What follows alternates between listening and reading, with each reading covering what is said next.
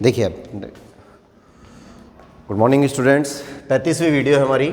और अभी जो लास्ट वीडियो थी हमारी उसमें मैंने बात की थी आपसे क्वेश्चन नंबर 23 के बारे में, है ना। क्वेश्चन नंबर 23 के बारे में जब हम बात कर रहे थे तो मैंने आपको कुछ बातें समझाई थी, और हो सकता है कई बच्चे कर भी चुके हों, और अगर नहीं भी किया है आपने तो यहाँ ध्यान दीजिए।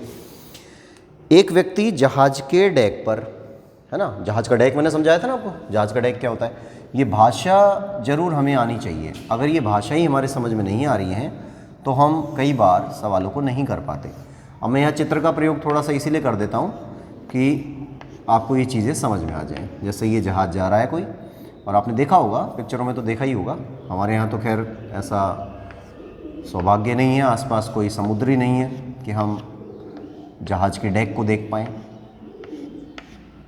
ये इस तरह से जहाज़ का डेक बनता है। जैसे अब देखा होगा आपने, पिक्चरों में तो देखा ही होगा ना कि भाई ये पानी पे जहाज़ चल रहा है और इस तरह से, और यहाँ पर ये हटा देता हूँ मैं, प्रश्नावली नंबर 8, सबको पता है 8वीं चल रही है। और कोई पहाड़ी आ गई इस जगह पर, यूँ जैसे टाइटैनिक डूबा था, है ना, टाइटैनिक वाला केस, टाइटैनिक तो देखी होगी, वही वाला केस चल रहा है इसमें कि कोई पहाड़ है पानी के बीच में, समुद्र के बीच में कोई पहाड़ उभरा हुआ है इस तरह से, और जहाज़ पे कोई व्यक्ति खड़ा है। व्यक्ति खड़ा है जहाज़ के डेक पर। डेक ये होता है ना, ये वाला जो मैंने आपको उस पिछली वीडियो में भी समझाया था कि डेक यहाँ पे होता है। अब व्यक्ति यहाँ खड़ा है इस जगह पर, इस तरह से व्यक्ति खड़ा है। व्यक्ति तो मैं ऐसे ही बनाऊँगा अभी फ़िलहाल। अब क्या होता है, जब वो व्यक्ति पहाड़ी को देखता है, जब वो व्यक्ति पहाड़ी को देखेगा तो आपको अच्छी तरह पता है कि भाई देखेगा तो ऐसे क्षैतिज रेखा बनेगी, है ना, क्षैतिज रेखा बन रही है, देख रहा है। लेकिन उसने ये कहा कि एक व्यक्ति जहाज़ के डेक पर जो पानी की सतह से 10 मीटर ऊंचा है, यानी इस व्यक्ति को मिलाकर जहाज़ के डेक की जो ऊंचाई आ रही है वो 10 मीटर है। व्यक्ति को मिला के है ये। मैंने आपको शुरू में ही समझाया था कि जो दृष्टि रेखा और क्षैतिज रेखा बनती हैं, ये इसका संबंध होता है व्यक्ति की आंख से। बताया था ना मैंने आपको कि जब सीधा देखेंगे तो क्षैतिज रेखा बनेगी, और जब आप ऊपर की तरफ देखेंगे या नीचे की तरफ देखेंगे तो दृष्टि रेखा से संबंधित होगा। अब बोला गया कि 10 मीटर ऊंचा है पर खड़ा है यदि वह पहाड़ी के शिखर का उन्नयन कोण 60 डिग्री पाता है। यानी जब वो यहाँ से, अब थोड़ा सा ये देखें, वीडियो में कट तो नहीं रहा, ऊपर का आ रहा है, ठीक है। तो ये है, हमने ये ले लिया कि भाई जैसे ये है यहाँ पर, मैं इस चित्र को दोबारा बना दूंगा, थोड़ा समझाने के लिए बना रहे हैं अभी। तो ये तो 60 डिग्री का कोण बन जाता है। यहाँ पर जो पहाड़ी का शिखर है ना, उसको वो देख रहा है तो 60 डिग्री का बन रहा है। फिर उसके बाद ये बोल रहा है कि शिखर का उन्नयन कोण 60 डिग्री और पहाड़ी के आधार का अवनमन कोण 30 डिग्री देखता है। मतलब यहीं से जब वो नीचे की तरफ देखता है, पहाड़ी के आधार को देखता है, तो उसको 30 डिग्री का व्यू मिलता है अवनमन कोण में। ठीक है यहाँ तक। फिर उसके बाद जहाज से पहाड़ी की दूरी और पहाड़ी की ऊंचाई ज्ञात करिए। जहाज की मतलब इस जगह से लेना, ये नहीं कि जहाज तो यहाँ से चालू हो रहा है, जहाज का जो मेन पॉइंट है ना वो यहाँ से चालू हो रहा है। जहाज से पहाड़ी की दूरी तो हमें आधार की बात करनी है ना, और पहाड़ी की ऊंचाई की बात करनी है। तो ये जो चीज़ें हैं, अब आपको सबको पता है कि भाई ये जो पहाड़ी है ना, ये कभी भी ऐसी एकदम समकोण शेप में तो होती नहीं है, ये तो दुनिया जानती है। लेकिन हमें अपना चित्र बनाने के लिए ये जो तीनों पॉइंट है ना, इन तीनों पॉइंट्स को एक लाइन में लेना है, तभी तो समकोण बनेगा, नहीं तो समकोण त्रिभुज ही नहीं बनेगा। आप खूब देख रहे हैं इस चीज़ को कि भाई ऐसा तो पॉसिबल ही नहीं है कि ये जो पहाड़ होता है वो कभी भी ऐसा होता है कि एकदम सीधा खड़ा, ऐसा कोई भी पहाड़ होता ही नहीं है ना। तो ये शेप तो यही होएगी। लेकिन हम अपना चित्र बनाने के लिए इस चित्र को अब मैं दोबारा से बना रहा हूँ, थोड़ा समझाने के लिए ये चित्र बनाया था। जैसे ये इधर हो गया, फिर एक ये चित्र हो गया, इसको हमने यहाँ ले लिया, इसको मिला दिया, ये वाला 60 डिग्री का बन रहा है, और यहाँ से जब इसको ऐसे देखा गया तो ये वाला जो कोण है वो 30 डिग्री का बन रहा है। एकांतर होने के कारण ये भी 30 डिग्री का बन गया। तो ए, बी, सी, डी और ई, ठीक है। 10 ये वाला दिया हुआ है, 10 मीटर, बस, और कुछ भी नहीं दिया, ठीक है। अब 10 मीटर ये है तो 10 मीटर ये भी तो होगा, है ना। आमने सामने की भुजाएं कैसी होती हैं, बराबर होती हैं। आयत बन रहा है या वर्ग बन रहा है, कुछ भी बन रहा है, तो उसमें आमने सामने की भुजाएं बराबर होंगी। और इस चीज़ को हमने कह दिया एच मीटर, ये मान लिया हमने एच मीटर। तो चित्र ये है, कॉन्सेप्ट ये है, उसके आधार पे हमने ये चित्र तैयार किया। अब हम बात कर रहे हैं ए डी ई में। सबसे पहले इसकी बात कर रहे हैं। अब देखिए आधार नहीं है तो आधार को हम एक्स मीटर मान लेते हैं, इसको भी हम एक्स मीटर मानेंगे क्योंकि ये भी तो आमने सामने की भुजाएं है ना, आमने सामने की भुजाएं बराबर होंगी। ठीक है, तो इसको हम ले लेते हैं त्रिभुज ए डी ई में। ए डी ई में, तो त्रिभुज ए डी ई में क्या क्या चलेगा? पहले लंब का मान दीजिए। लंब बराबर क्या है? ई डी, और ई डी बराबर एच मीटर, ये माना गया है। उसके बाद में आधार बराबर है ए डी, और ए डी है एक्स मीटर, माना गया है। उसके बाद थीटा 60 डिग्री। अब हम लगाते हैं कोण का फॉर्मूला। तो टेन थीटा, क्योंकि लंब और आधार आ रहा है, आपको साफ पता है भाई लंब और आधार आ रहा है, लंब और आधार है तो इसका मतलब टेन थीटा ही बनना चाहिए। तो टेन थीटा लंब बटा आधार, ये आ गया। तो टेन थीटा 60 डिग्री बन रहा है, यहाँ 60 डिग्री हो गया। ई डी की जगह पर एच और ए डी की जगह पर एक्स मीटर। टेन 60 की वैल्यू क्या है? √3 एच बटे एक्स है, इसको हटा के इधर भेज दिया, एच बराबर √3 एक्स मीटर। ये नंबर 1 हो गया। अब क्या करेंगे? अब इस वाले त्रिभुज को ले लेंगे, वही सेम सिस्टम है, कई बार हम कर चुके हैं इस तरह का काम। तो ए बी सी, ये वाला त्रिभुज लेंगे। तो त्रिभुज ए बी सी में लंब का मान, लंब बराबर ए बी, और ए बी बराबर है 10 मीटर। ठीक है, ए बी आ गया ना, इसकी जगह 10 मीटर। और आधार क्या है?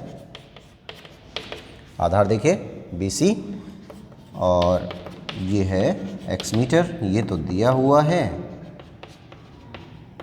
और ये माना गया है। ठीक है, ये स्थिति हमारे पास बन जाती है। अब आ जाता है कोण, और कोण कितना दे दिया? 30 डिग्री का कोण आ गया, 30 डिग्री का। अब लंब और आधार सब जानते हैं भाई, लंब और आधार क्या होता है? टेन थीटा में जाएगा। तो टेन थीटा बराबर लंब बटा आधार, मतलब ए बी बटे बी सी। तो टेन 30 डिग्री, ए बी की जगह पर 10 और बी सी की जगह पर x।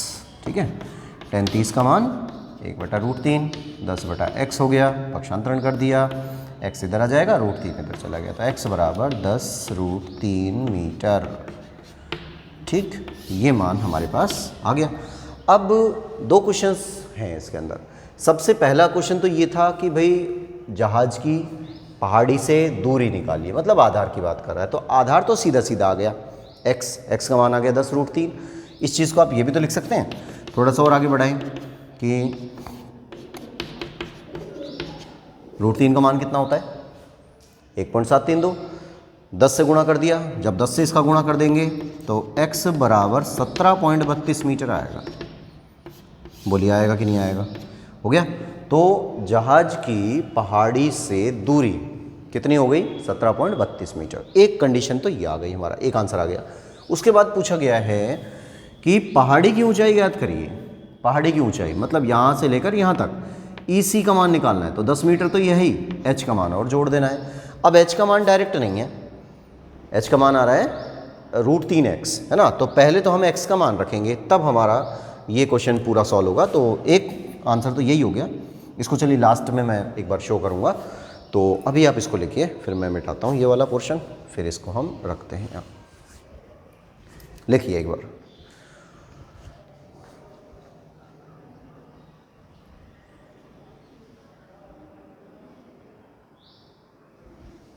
लिख लिया।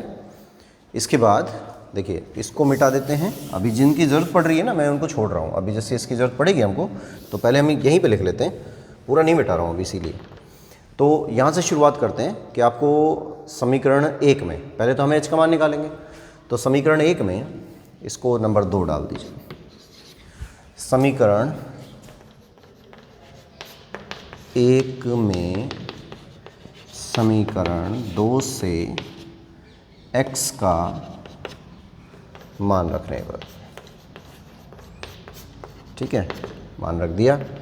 तो h बराबर √3 x की जगह पे क्या आ रहा है 10√3, इनका गुणा कर देंगे तो 10 × 3 हो जाएगा, मतलब 30 मीटर हो गया। सही है ना। तो h का मान, ये वाला जो मान है, ये कितना प्राप्त हो गया 30 मीटर आ गया। कोई प्रॉब्लम यहाँ तक, ये 30 मीटर होगा। अब क्वेश्चन ये पूछा कि पहाड़ी की ऊंचाई ज्ञात करिए।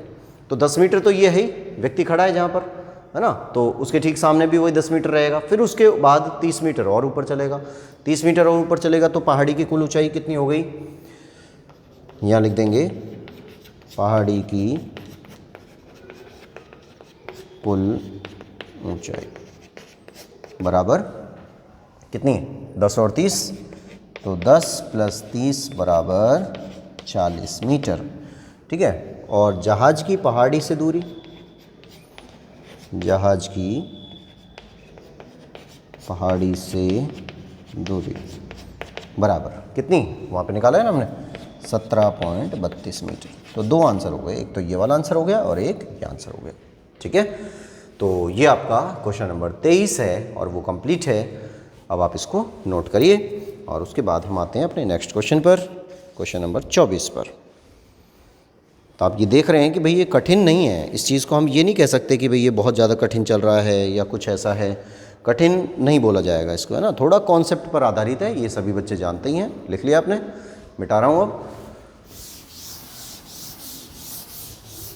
इसके बाद नेक्स्ट पढ़ते जाइए, अगला क्वेश्चन देखिए। 24वां क्वेश्चन क्या बन रहा है, और लगभग इस तरह का 24वां क्वेश्चन जो हमने किया था उसके जैसा हमने एक क्वेश्चन कर लिया है पहले। तो अगर आपको याद होगा, और अगर कोई कर भी चुका है तो शायद जिन्होंने शुरुआत की है और बिल्कुल तरीके से काम कर रहे हैं तो उन्होंने कर भी लिया होगा, कोई बड़ी बात नहीं है, क्योंकि ज़्यादा कठिन क्वेश्चन नहीं था ये। नंबर 24 देखिए। 24वें में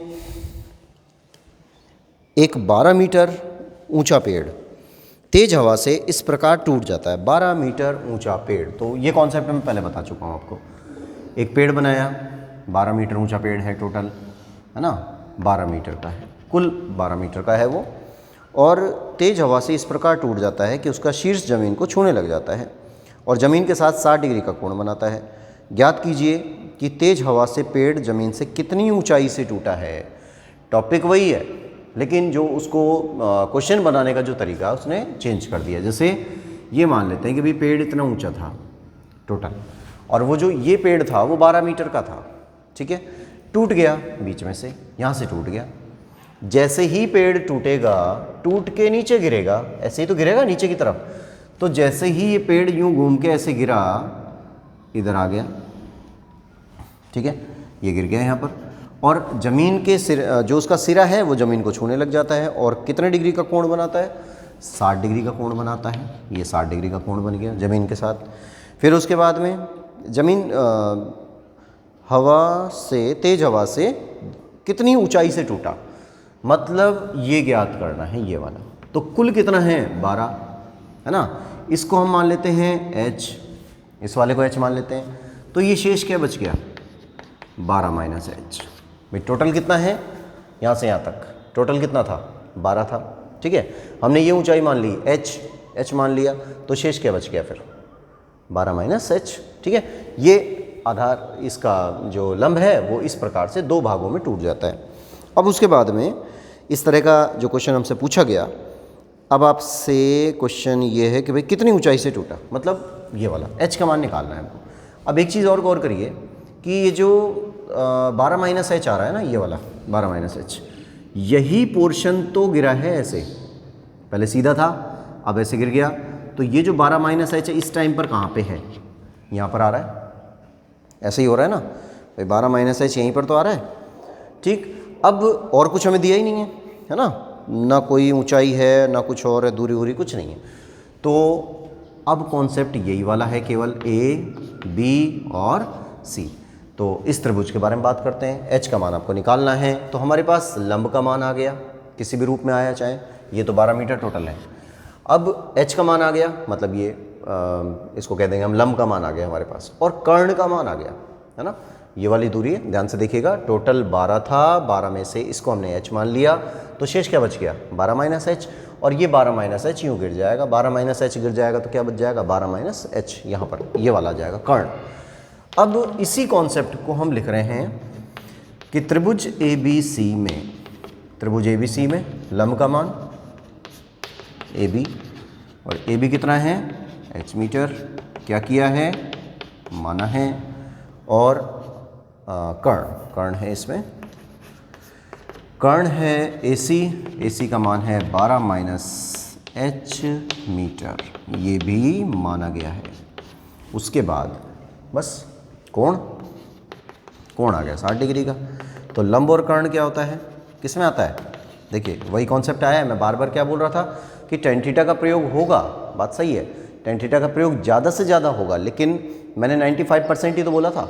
तो आ गया ना sin थीटा, कि लंब और कर्ण की अगर हम बात कर लेते हैं तो यहाँ पर sin थीटा होगा, और sin थीटा का मतलब होता है लंब बटा कर्ण, ये आ गया।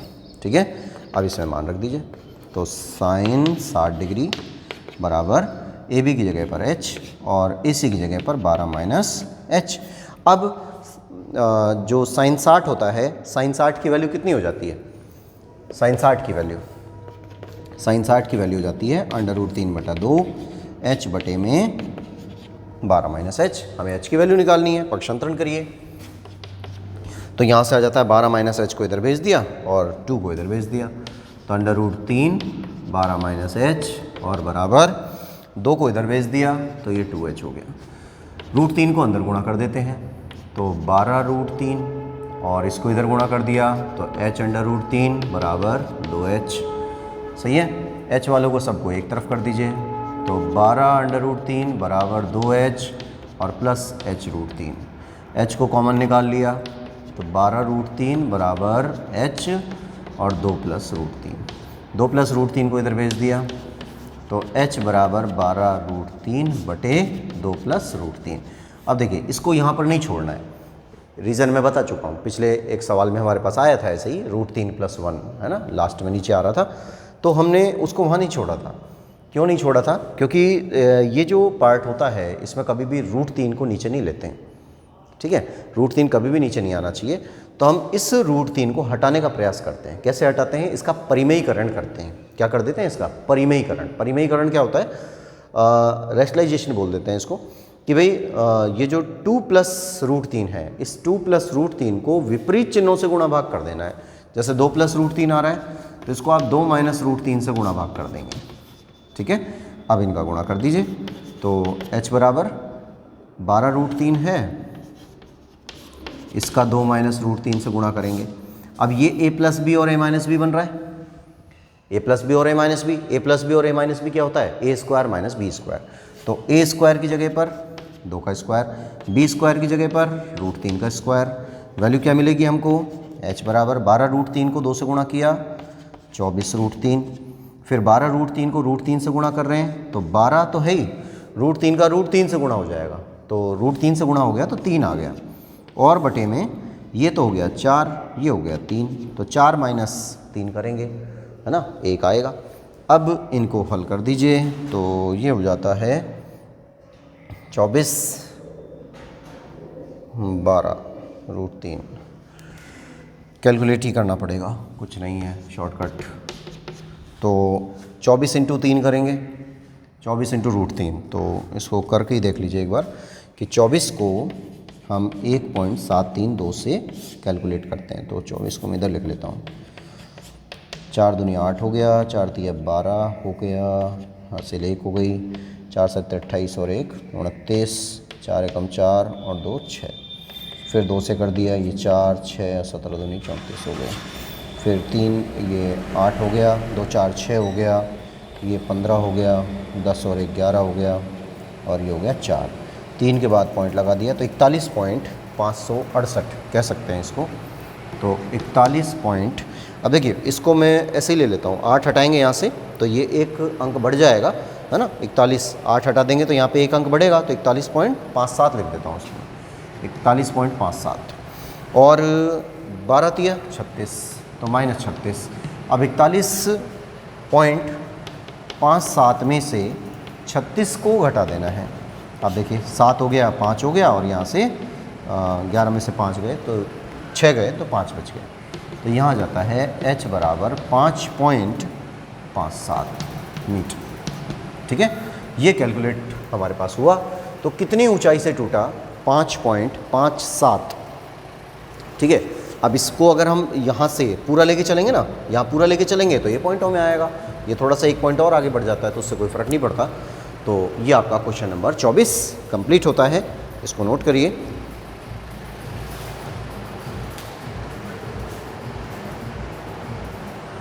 इसके बाद आते हैं हम नेक्स्ट अपने क्वेश्चन नंबर 25 पर। तो क्वेश्चन नंबर 25 हमारा सेम यही पैटर्न है, कोई ख़ास काम तो है नहीं।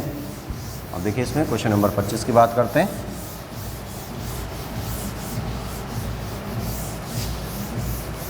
क्वेश्चन पढ़ते जाइए। देखिए क्वेश्चन क्या बोल रहा है और कोशिश क्या करिए कि पहले आप एक बार खुद इसका चित्र बना लें। जब आप चित्र बना लेते हैं तो फिर हमारे लिए बहुत आसान हो जाता है कोई भी काम करना। तो क्वेश्चन नंबर 25 ये है कि एक राजमार्ग एक मीनार के नीचे से गुजरता है। ठीक है, एक राजमार्ग है, वो मीनार के नीचे से गुजरता है। एक आदमी मीनार के शिखर से कार के अवनमन कोण को 30 डिग्री पर देखता है। वह कार एक समान गति से मीनार के नज़दीक आ रही है। 6 सेकंड पश्चात कार का अवनमन कोण 60 डिग्री का हो जाता है। कार कितने समय में मीनार के नीचे से गुजर जाएगी? तो थोड़ा सा इस कॉन्सेप्ट को देखते हैं हम।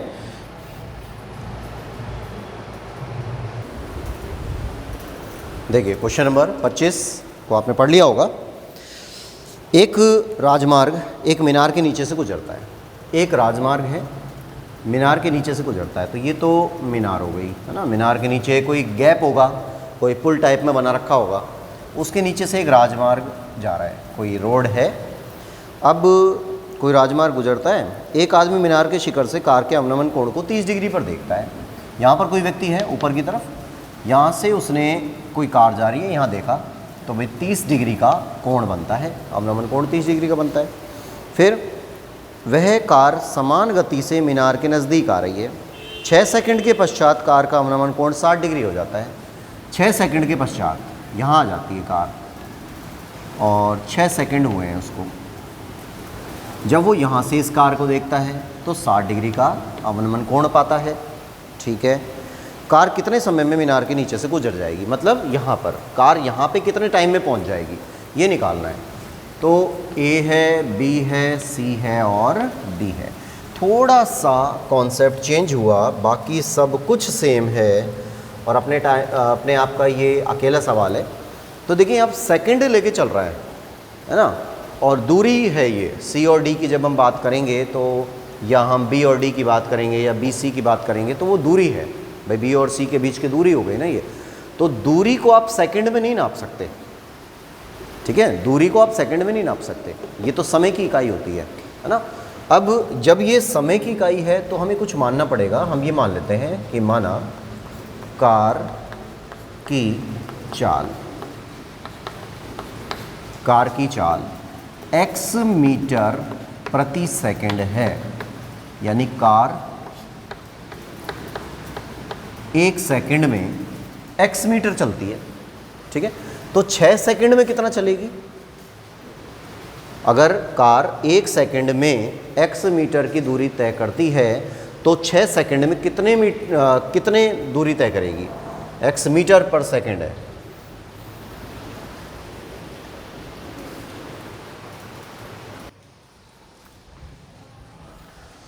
अब देखिए कार की चाल है x मीटर प्रति सेकंड, है ना, और 6 सेकंड चल रही है। तो हम यहाँ लिखेंगे कि 1 सेकंड में कार की चाल, 1 सेकंड में कार की चाल या कार के द्वारा तय की गई दूरी, ऐसे भी लिख सकते हैं। ऐसे लिख लो आप, वो ज़्यादा सही रहेगा। कार के द्वारा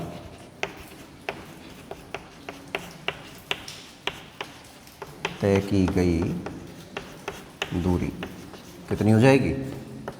x मीटर, वो x मीटर, हाँ x मीटर। 1 सेकंड में तय की गई दूरी कितनी हो गई? x मीटर। तो 6 सेकंड में कितनी हो जाएगी? 6 सेकंड में कार द्वारा तय की गई दूरी तय की गई दूरी बराबर कितनी भाई, 1 सेकंड में तो 6 x किलोमीटर जा रही है, तो 6 सेकंड में कितनी जाएगी, 6x मीटर, किलोमीटर नहीं मीटर। 1 सेकंड में x मीटर जा रही है, ठीक है, तो 6 सेकंड में कितनी जाएगी, 6x मीटर। तो ये जो सेकंड हमने यहाँ लिखा है ना, इस सेकंड को हम काट के क्या लिख देंगे, 6x मीटर लिख देंगे, ठीक है, कंप्लीट यहाँ तक। अब उसके बाद ये भी तो दूरी है BC वाली, है ना, तो इसको मान लेते हैं कि BC दूरी बिल्कुल सेम यही, जैसे यहाँ तो 6 सेकंड में दूरी तय हो रही है, इसको मान लेते हैं T सेकंड में दूरी तय हो रही है। जो BC दूरी है वो T सेकंड में हो रही है, तो इसको लिख देंगे BC दूरी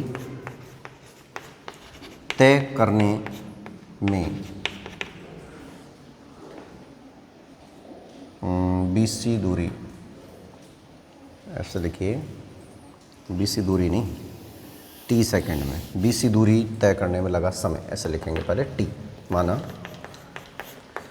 BC दूरी तय करने में लगा समय बराबर T सेकंड। पहले तो इसके समय की बात की, अब चाल तो यही चल रही है x मीटर प्रति सेकंड, अतः BC दूरी कितनी बनी, अतः BC बराबर कितनी दूरी हो जाएगी, जैसे ये 6 समय इंटू, जब आप दूरी निकालते हैं दूरी बराबर चाल गुणा समय होता है ना, तो चाल तो ये है और समय ये है, तो दोनों का गुणा हो गया, तो यहाँ पर भी BC बराबर चाल गुणा समय हो जाएगा, यानी समय हमने T मान रखा है और चाल जो है वो x मान रखी है, तो ये कितना हो जाएगा, TX मीटर, ठीक है। तो ये जो BC आ गया ये हो जाएगा TX या XT, एक ही बात है, ये हो गया। अब उसके बाद और कुछ दिया नहीं है, तो हम सबसे पहले ये वाला त्रिभुज लेते हैं कि त्रिभुज ABC में, तो त्रिभुज ABC में इसके लिए काम करते हैं। पहले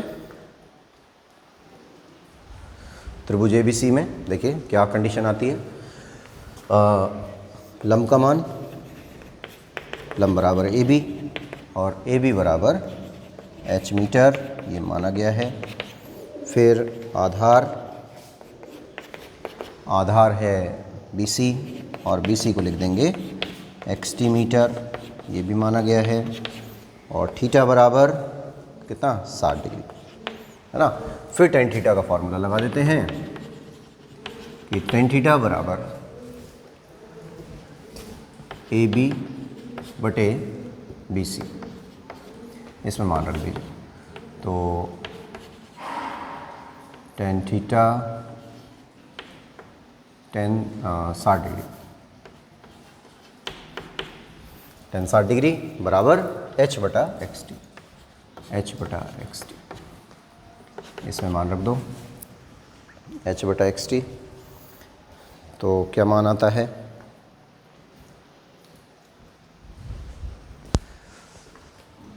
टेन 60 का मान होता है √3 h बटे xt, इस मान को यहाँ भेज दिया तो h बराबर √3 xt हो गया। ये नंबर 1 मीटर में है। फिर उसके बाद दूसरे वाले त्रिभुज को लेते हैं, बड़े वाले को, इसको मैं यहाँ लिख देता हूँ कि त्रिभुज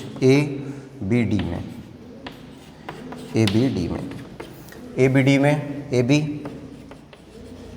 लंब बराबर AB और AB का मान है h मीटर, ये माना गया है। फिर आधार बराबर है BD और BD का मान देखिए दोनों जुड़ जाएंगे तो 6x प्लस xt मीटर, ये माना गया है। और थीटा का मान 30 डिग्री है ना, ये 30 डिग्री हो गया। अब हम इसमें मान रख देते हैं और सॉल्व करते हैं इसको। तो टेन थीटा बराबर AB बटे में BD, ये मान वापस रखा तो टेन 30 डिग्री, AB की जगह पर h हो गया और 6x प्लस xt ये आ गया। टेन 30 का मान क्या होता है, 1/√3 h बटे 6x प्लस xt, इनको इधर भेज दिया, ये इधर आ गया तो 6x प्लस xt बराबर h√3, ये नंबर 2 हो गया। ठीक है, अब ये भी h का मान है, ये वाला भी h का मान है, इनको अब आप एक बार नोट करिए, फिर मैं मिटा रहा हूँ, फटाफट मिटाते हैं, टाइम कम है। मिटा दूँ? अब देखिए इसको मिटाया हमने और समीकरण 1 और 2 को देखिए। समीकरण 1 और 2 को देखते हैं तो दोनों में h का वैल्यू आ रही है ना, ये भी h की वैल्यू है, ये भी h की वैल्यू है। तो इन दोनों को, या एक काम करिए इसको इधर ले आते हैं, तो ये √3 को नीचे रख लीजिए बस, तो h की वैल्यू आ जाएगी। अब ये जो h की वैल्यू आ रही है तो समीकरण 1 और 2 बराबर है, तो समीकरण 1 व समीकरण 2 से, है ना, उसमें भी h की वैल्यू है, इसमें भी h की वैल्यू है। तो यहाँ से h की वैल्यू आ रही है √3xt और वहाँ से वैल्यू आ रही है 6x + xt बटे √3। √3 को इधर भेज दिया तो 3xt बराबर 6x + xt, xt को इधर भेज दिया, इधर आएगा तो माइनस का हो जाएगा ना, तो 2xt बराबर 6x हो गया, x से ही x कट गया तो 2t बराबर 6 हो गया। अब हमें t का मान निकालना है तो 6/2 बराबर 3 सेकेंड। तो t का मान कितना पूछा गया, यही तो पूछा गया है कि भाई कार को मीनार को पार करने में कितना समय लगेगा, तो कार को मीनार को पार करने में 3 सेकंड लगेंगे। ठीक है, ये कंप्लीट आंसर लिखिए इसको।